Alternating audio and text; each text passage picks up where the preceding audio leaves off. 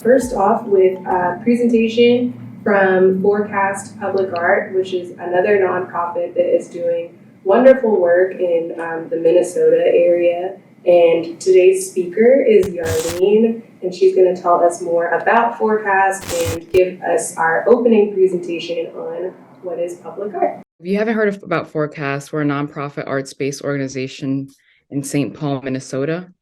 We focus on public art and creative placekeeping, placemaking, and we have a consulting team, and we've trained over 500 artists in the past 5 years, and we currently have 30 projects in the works that help pair artists with projects in the public realm. So we really help artists make work in the public realm. And we were founded about 40 years ago by artists who wanted to find more opportunities to work in public.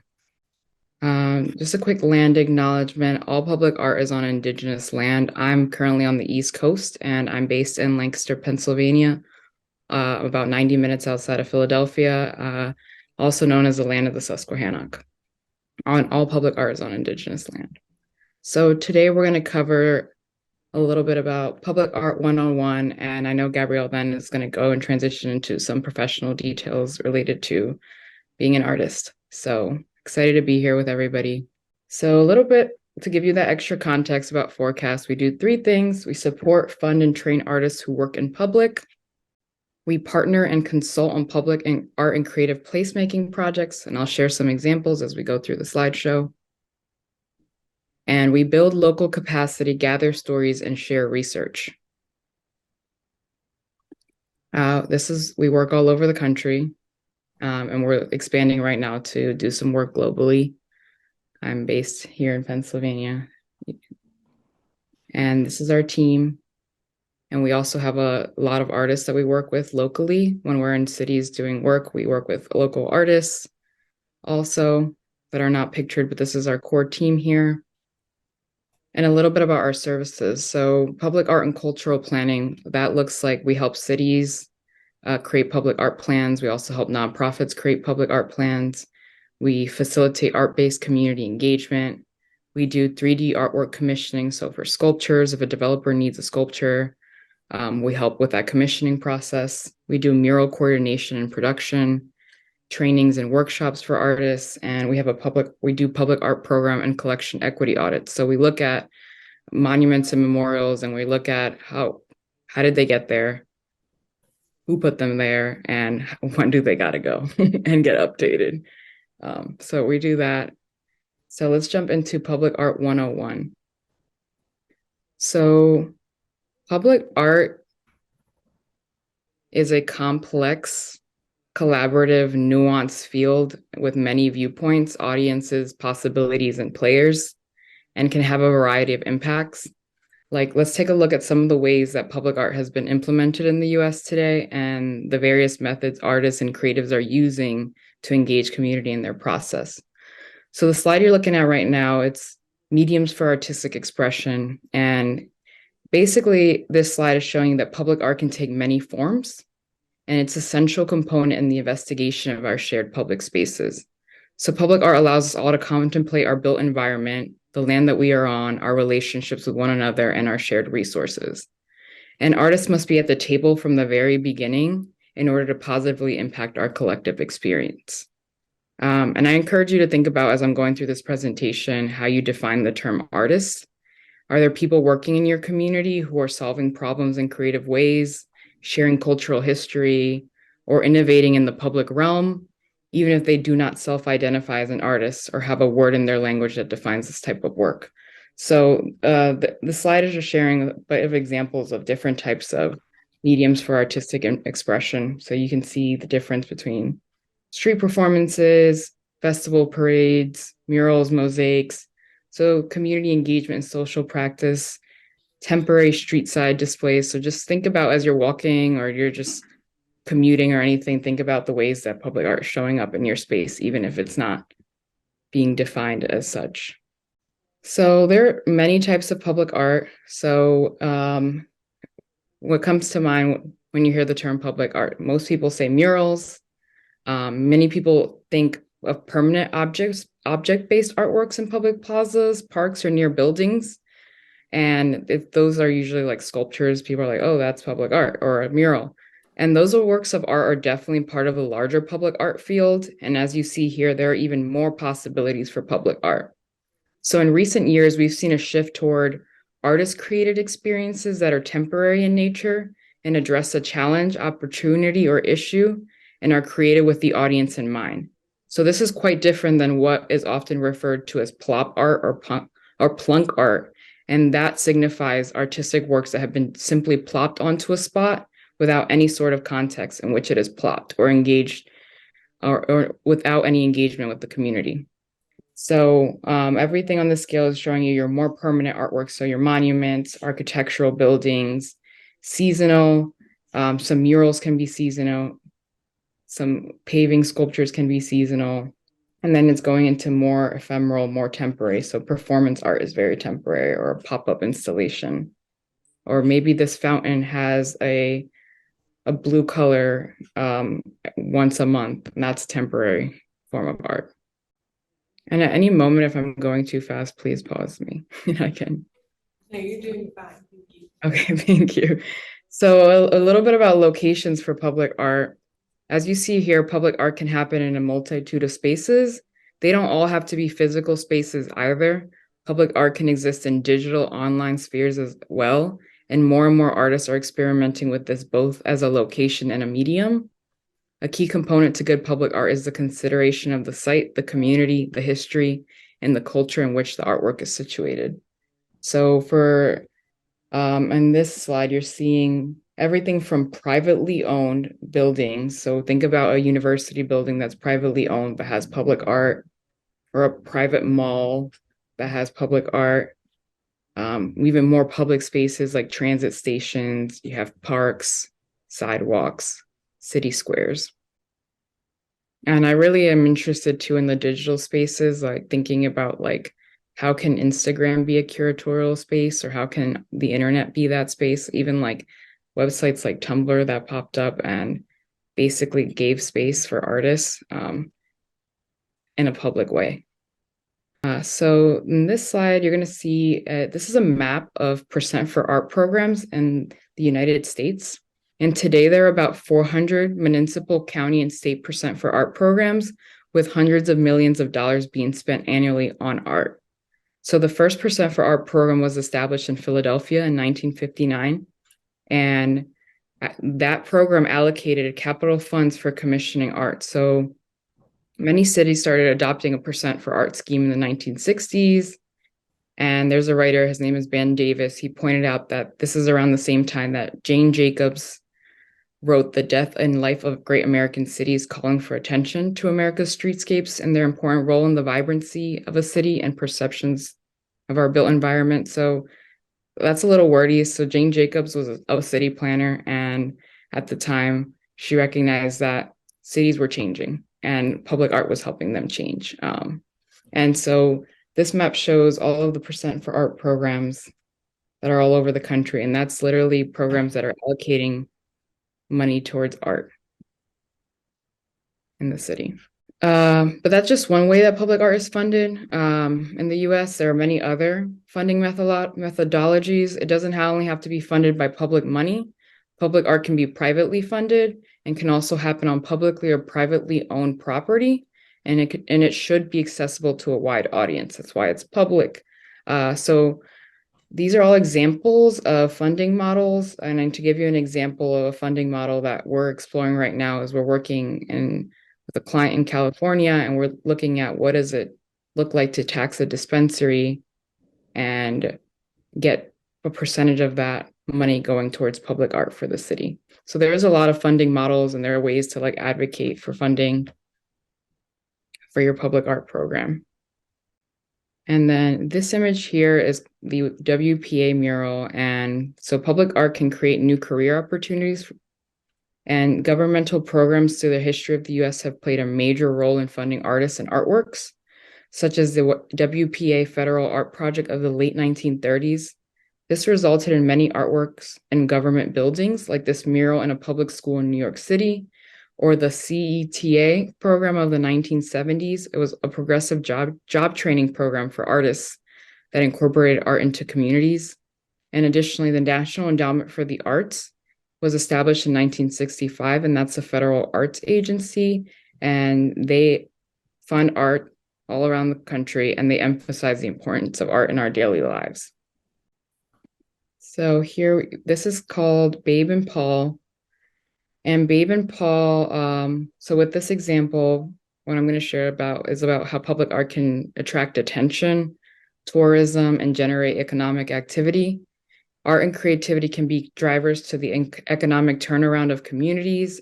In recent years, we've seen the introduction of art washing, a form of gentrification that is an intentional development strategy by a private development company whose goal is to heighten the coolness factor of a neighborhood through art to prime it for development aimed at a wealthier clientele.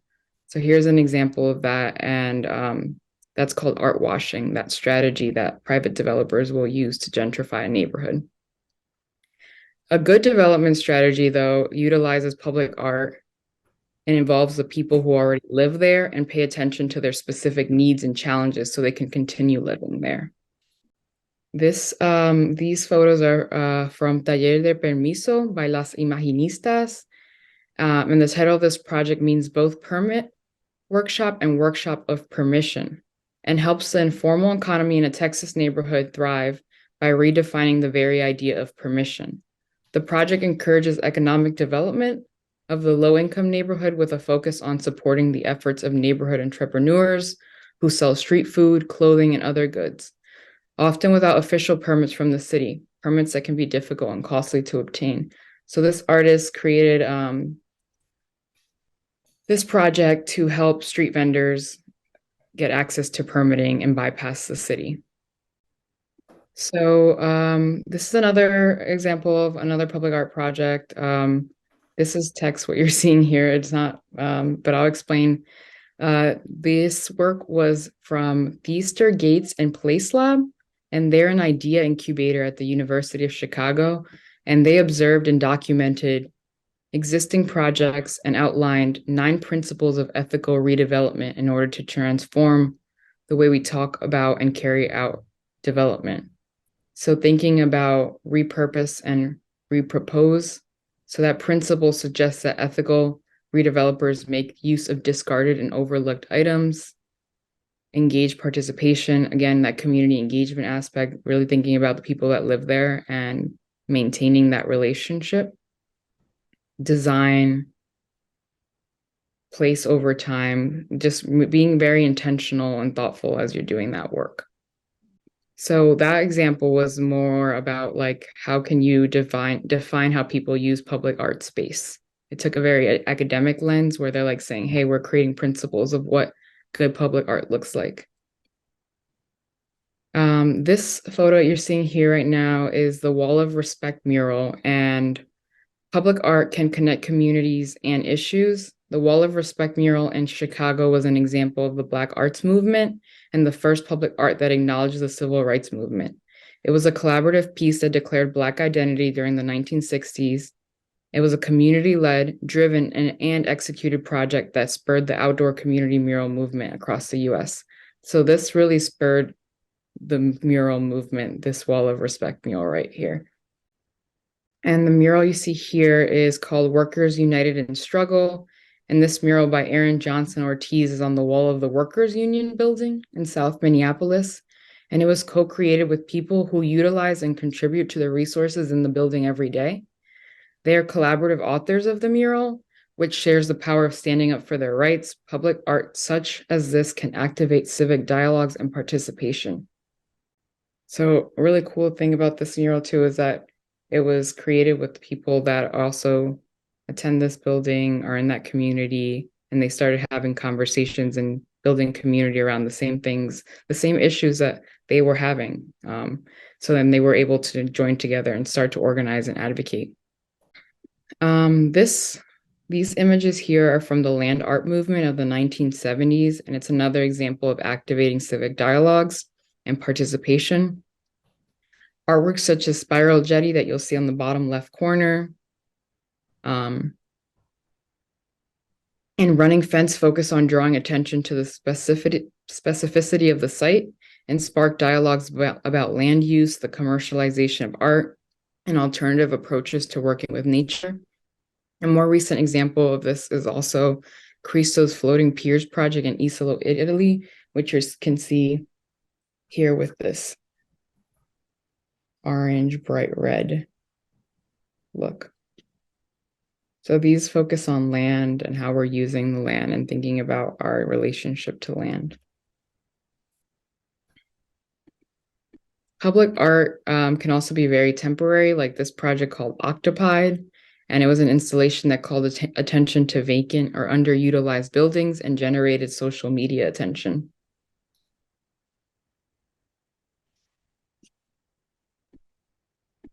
This is another piece. This is called Dred Scott's 2014 piece on the impossibility of freedom in a country founded on slavery and genocide, reference in a 1963 civil rights struggle in which fire hoses were used against nonviolent protesters and bystanders. The artist states on his website, people have taken great risks in a struggle for emancipation and have often been battered in the process. And this was a performance piece. Before I Die by Candy Chang. This public art example shows another example of activating civic dialogues and participation. Animating democracy notes that the civic dialogue is intentional and purposeful. So Candy Chang's social practice helps people voice their opinions of the infrastructure in their neighborhoods. So her Before I Die piece helped people in her neighborhood get to know one another in a way that they couldn't if they ran into each other at the grocery store. It also drew attention to a long abandoned building in her neighborhood. She also turned it into a DIY kit that can be downloaded online, and it has been translated into many languages and implemented around the world. And the kit is free. You can download it for free. Candy Chang does ask for a donation to use it or to give credit if you're going to be making profit off of it, but it's free nonetheless and accessible.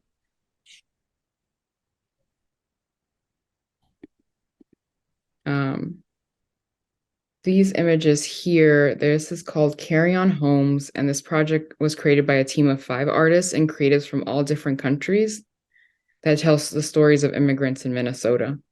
It is a structure that hosted a series of multicultural dance and music performances and workshops. It is also a place of self-reflection, asking visitors to tell significant stories from their lives and give advice to people that are coming to America for the first time. It also investigates the notion of home and what makes us feel like we belong.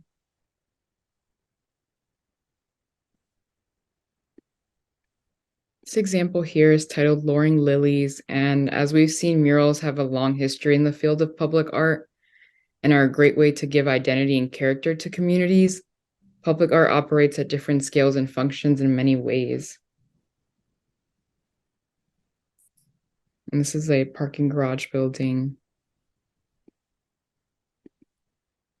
This is another example of public art, and this one is Sibling Rivalry Bench by Stephen Knapp, Waterworks Garden. And public art can also give visitors a sense of place and an understanding of the values and beliefs of the community in which it is situated. It can call attention to community assets, create places for people to congregate, and reflect the personality of the people who live there.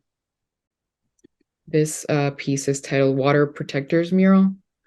And in this instance, a woman was wearing a traditional jingle dress and a colorful bandana over her mouth. And she is simultaneously a water protector, a symbol of the plight of missing, murdered, and abused Native American women, and a reminder that Indigenous voices often go unheard. The image acts as a peaceful protest, delivering a powerful message in favor of renewable energy, education, and gender equity. Public art can also humanize urban environments. It can be as simple as dance steps in the pavement, which take us out of our daily routine and dance along to the music streaming from our phones. It can soften hard edges, change public infrastructure and concrete landscapes that have become ubiquitous in the places where we live, work, and play. And this is a form of projection. It can make us do a double take at the environment around us and the power we have in the decisions being made about what is placed within the public realm. And it can also help us understand the effect that those environments have on us physically, mentally, and socially.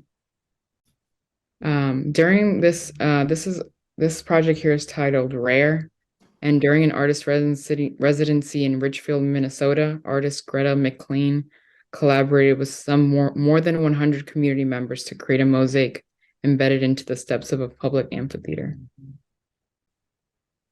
Public art can also develop audience appreciation of the arts and reach audiences who aren't interested in going to a museum or a gallery. So mobile artworks can bring the artwork to the audience rather than the other way around. It can help to create an awareness of arts and culture activities and works, their value to communities, neighborhoods, and cities. And that ultimately leads to further understanding, appreciation, and ambassadorship for the arts. And here, another example of public art, and public art can also add value to public improvements and private development. So as we discussed earlier, percent for art funding structures require public art to be part of public and private developments.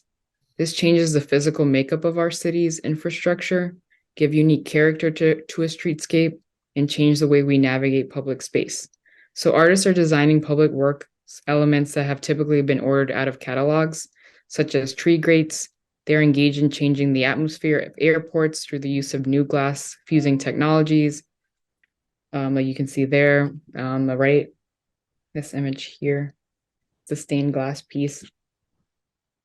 And they also are engaged at really filling the world with different creative ideas from what we know. So for example, and here where I'm at in Lancaster, we hired an artist to help us with a park development plan. And instead of doing traditional benches, the artist wanted to create round circle benches. So half of the bench was on one side, the other half was on the other side, and it's a circle because he felt like that's a way that people can have more conversation, because he always felt like benches were always so awkward to sit at. So he created a circular bench, and that is because we had funding that went towards public art, and instead of getting our benches out of a catalog, we chose to hire an artist and listen to their creative interpretation of the problem that we were looking to solve. So I'm going to show you some more examples. Artists are also designing and fabricating neighborhood gateways that recognize significant historical spaces for citizens to gather and share food in multiple ways, through discussions, cooking, and eating. And they are creating community hubs for programming through the reuse of materials, like the repurpose HUD house, transform into a community stage for a summer before the house is demolished. So this piece down here is the example of this house was going to be demolished. It was an old home in that area, and they got funding and turned it into a community theater. Public art is also influencing how we utilize public space. Millennium Park and Cloud Gate, otherwise known as the Bean, have become such an attraction that many cities have sprouted sculpture parks or sculpture walks, attracting tourists and generating economic activity. And this is in Philadelphia right here. And I'm thinking about monuments today, and several questions arise that Monument Lab in Philadelphia is exploring. Who gets commemorated? Who decides? Who's been left out? Should the materials and forms of monuments somehow show that historical perspectives are multiple and shift with time? This is a current and pressing issue across the country, and Monument Lab's goal is to put the power of historical reflection into the hands of the public through the collection of public input, as well as temporary works intended for thought and response. So through this model, Monument Lab is helping people think about the city's future by linking this thinking with public art. And I really appreciate the work from Monument Lab, because as we think about sharing public spaces, and thinking about collective memory and how we're defining these spaces, it's important to think about whose voices are being included as structures and buildings and things are going up that are becoming very permanent and physical in spaces. So this is my final image here, and we've seen that public art has a huge impact on our daily lives, the way we move through cities, and the way we think about our shared spaces. The power of public art for communities can't be denied.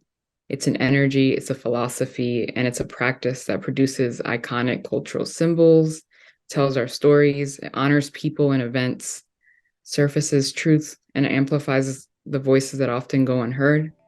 Public art can be about healing, resilience, social cohesion, building community, fostering equity, data, and much more. And I just want to thank you all for joining me today.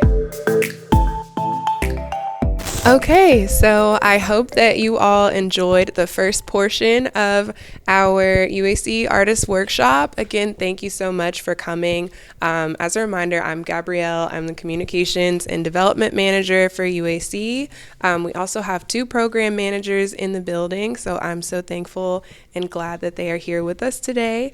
And so I just want to start off with our session topic of today, which is what is public art? And so our first half of this session, we're so thankful to Forecast for giving that wonderful presentation and showing us a little bit more about how public art can show up throughout the world. She showed us a lot of different diverse examples, and so that was super helpful. And now we can kind of shift a little bit and think from our sphere, the Memphis sphere, and the UAC sphere specifically on how we commission projects in Memphis, how public art shows up across our city, and how we are traditionally funded. So that's kind of what we'll be getting into today. Okay, so who are we? We are Urban Art Commission. We have been around for about 25 years. We are a nonprofit organization committed to creating opportunities for artists and neighborhoods to share space and shape the spaces around them through public art. We have three public art program managers on our team, a communications manager, and we also have an operations manager, and Brittany Boyd Bullock, who is a former UAC employee and UAC artist after she was no longer employed with us. She has come back to receive commissioned projects and continues to support us in many ways. And so she will also be here today to give a little bit more insight off camera to people who are in the room. So we're thankful to have her as well. We were founded in 1997. If you remember from the Forecast presentation with Yarlin, she mentioned that many states after Philadelphia started their Percent for Art program started to do similar things and create similar programs in their state. And so we are proud to have a Percent for Art program in Tennessee, in Memphis, that we are funded through. We're additionally funded in other ways, which I will get to on a different slide. But the Percent for Art program helps to establish public art across the city. And so a percentage of development funds that come through the city are allocated to new projects, and those projects are then able to have public art attached to them. And so it's really special because as the city grows, we're able to make sure that art is there in every step of the way. And through the UAC process, there's a lot of community involvement, and people stay informed and up to date on how their city is changing around them and hopefully growing with them, and not any other thing that's leaving people out of that conversation. We have, before I leave the screen, these are 3 project examples that you may have seen. One is actually located downtown, well, 2 are downtown in this area. Shout out to Memphis Music Initiative for giving us space today. We have our I Am a Man Plaza project that was created maybe not too far from here, next to the Claiborne Temple.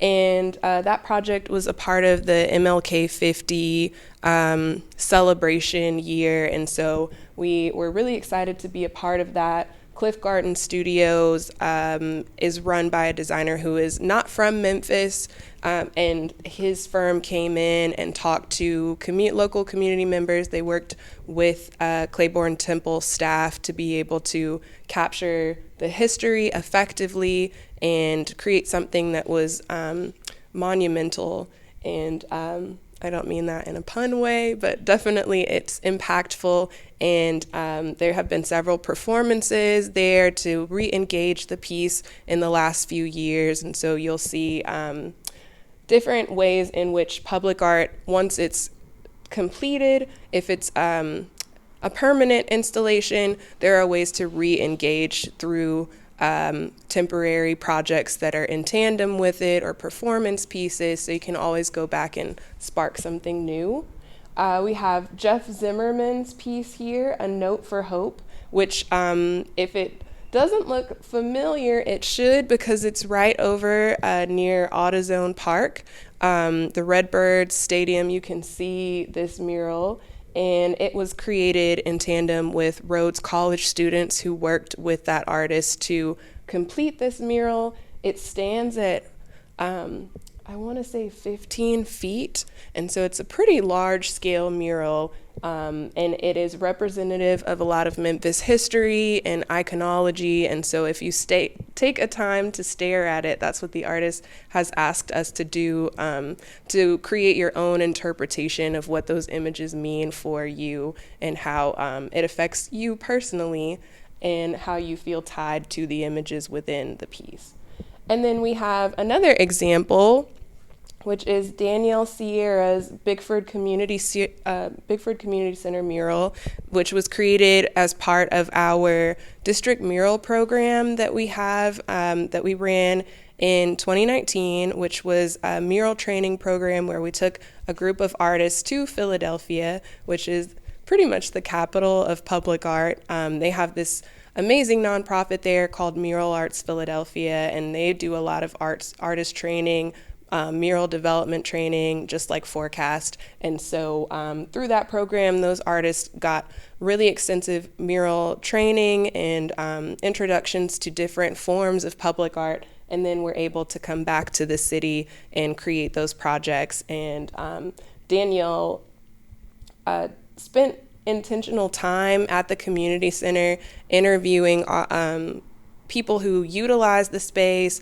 and neighbors and community members, and captured pictures of them so they are reflected in the design itself. And it's very sweet because people who see themselves reflected come to it all the time, and they're able to point themselves out, and it's a really wonderful experience. So the UAC mission is to create opportunities for artists and neighborhoods to shape their spaces through public art.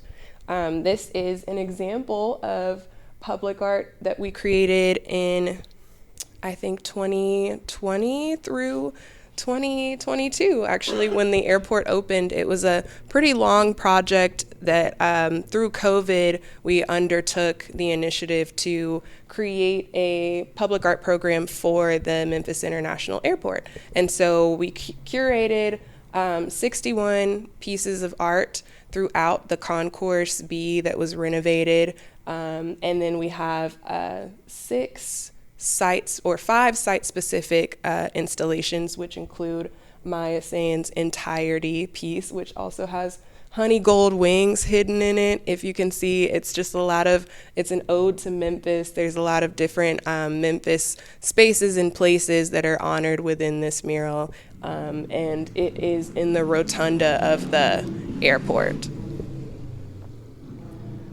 And our vision, UAC aspires for art to be integral to a thriving and equitable Memphis. And so that just means that we want art everywhere. We want it to be synonymous with the community, synonymous with who Memphis is, and we feel that art is in everything anyway, and so it is our vision to make sure that as Memphis grows, the artists and the artist economy also grows with it. And so this is a background image of, you can see artist here, Tony Hawkins, who created this mural for the Whitehaven Community Center. It's called Trust the Process. Okay, so some of our past projects, I'm just gonna list off a few here. We have the Orange Mound Mural Project by artist Yancey Villacalvo. I included this piece because I thought it was really special that Yancey was primarily a 2D artist, and then after this project commission, a couple years later, she was commissioned again for the airport and was able to create a 3D sculptural hanging piece that is now in the airport. And so I feel like that is a good example of how you can come to UAC for one project and then get the experience and the knowledge and the know-how to be able to apply for larger and larger and larger project budgets as you go through.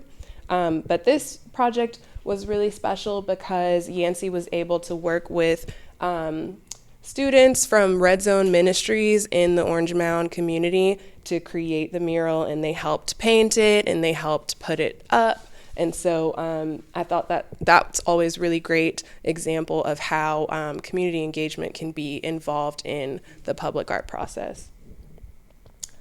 This is Rhapsody by artist Douglas Kornfeld, who is actually out of, I want to say, the Chicago area. And so these pieces are in the Heritage Landing area, which is also not too far from downtown where we are. And they are 14-foot sculptures that are created to express joy and excitement and capture just enthusiasm.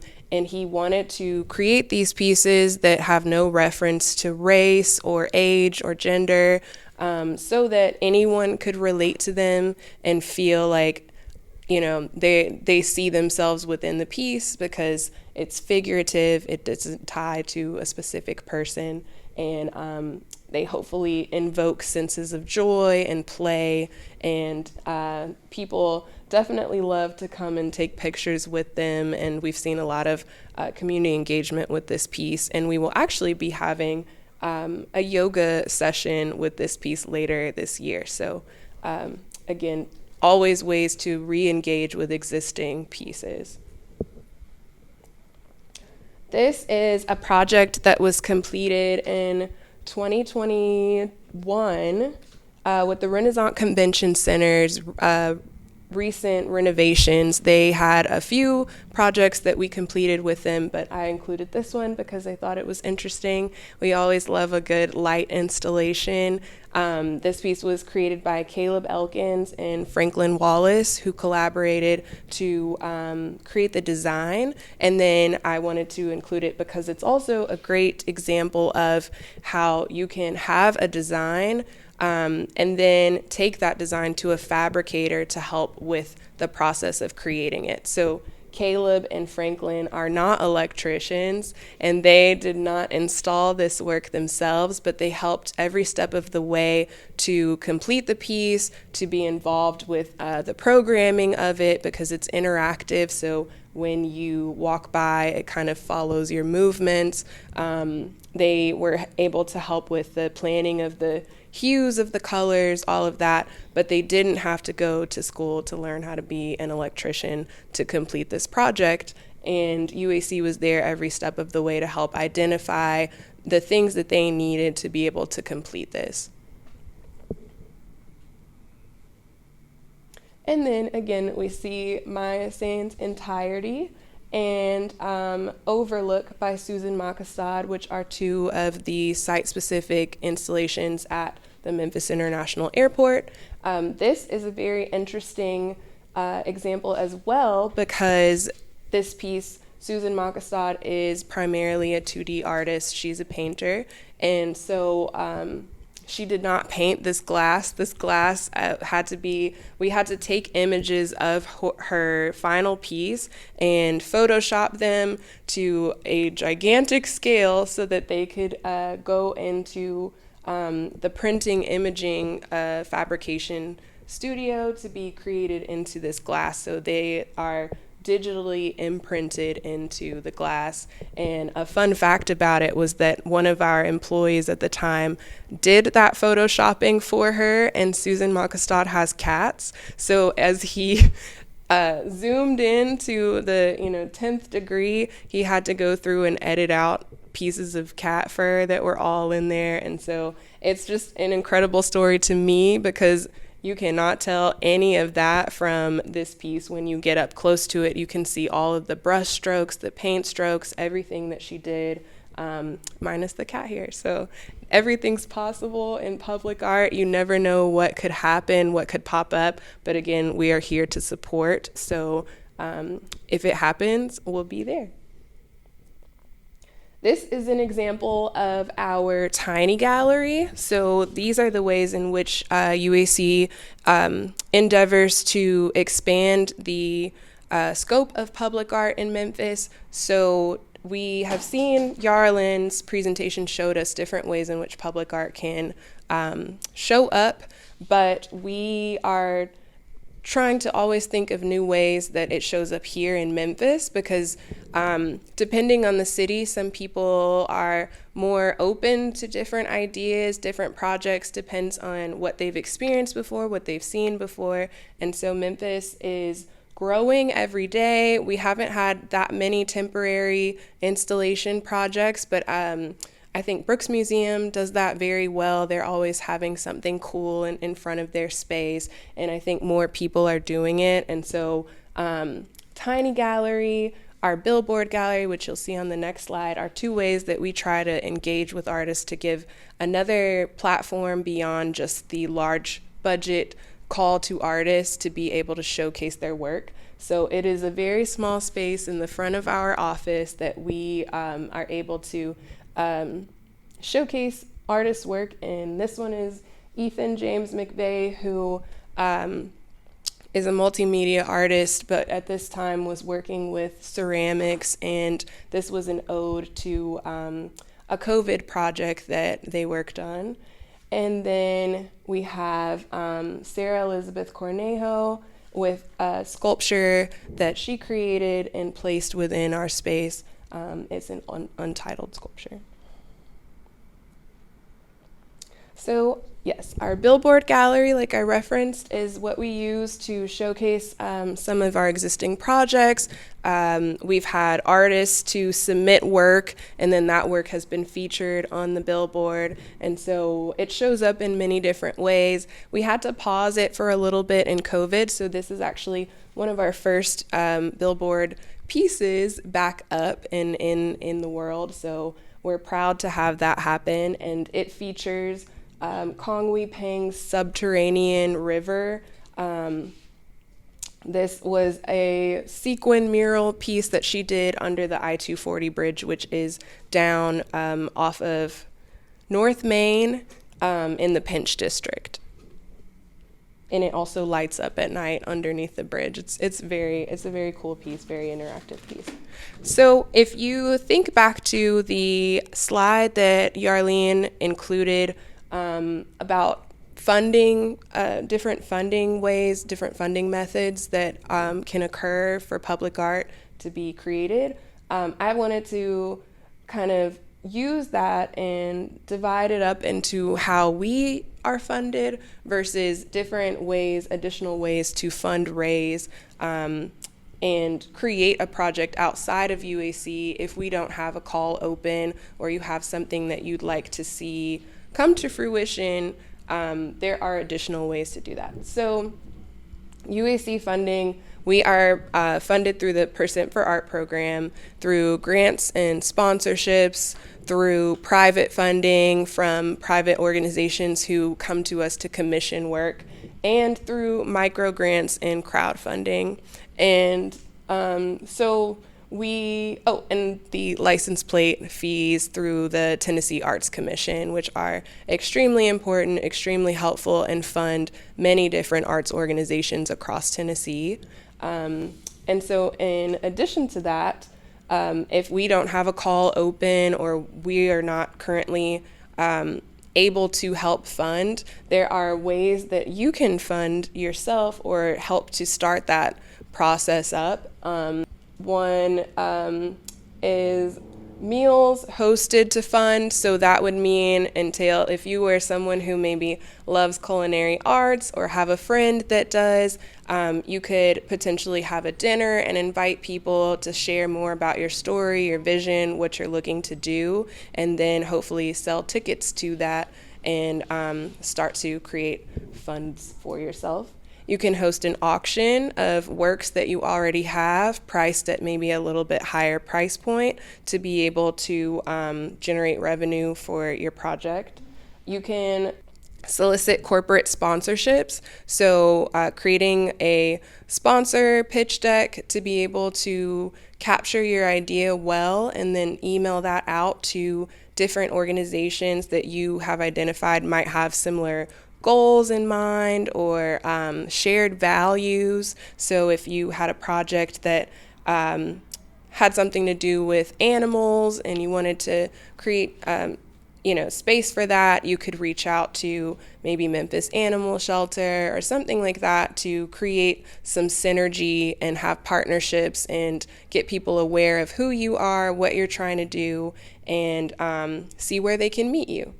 I included trading art for art and bartering with artists because, of course, public art is a community and a collaborative process. So you're going to encounter at least one or two things that you don't know how to do. And even if you could teach yourself, YouTube University is free, I know, but there are people who are experts in their craft, in their field. And so sometimes it's just a matter of talking to people and asking, hey, I see that you have a fabrication studio. I've got this really big idea. How do you think I should go about that? And a lot of times, you'll be met with enthusiasm with, okay, here's what I've done before. Here's a way that you could maybe approach that. And also here to say that UAC has a lot of artists on staff. So if you reach out to us 9 times out of 10, we have some of those thought processes in our mind because even outside of the projects that we do at UAC, a lot of us work on our own creative projects, and so we are there to help think it through with you. And that brings us to the UAC public art process. And so our process, we have identified about 7 steps. And so it starts with, number 1, identifying funding. Number 2, form a selection committee. Number 3, create a call to artists. 4, review submissions and select the artist. 5 is refine the design. 6, support, manage project execution. And then 7 is the most fun part. It's the celebration, the dedication, the official ribbon cutting. And so through this workshop series, we will be diving further into numbers 3 through 6 to get more information on how we create our call, how we review our calls, how we go through the submission process, so that you are more informed, and that can help you with your artist statement, with how you create and craft your portfolio submissions, and how you do your initial research to present what your idea is. And so with that, in your folder, if you look in there, we'll transition out of this PowerPoint presentation, and we are going to go directly into the UAC website.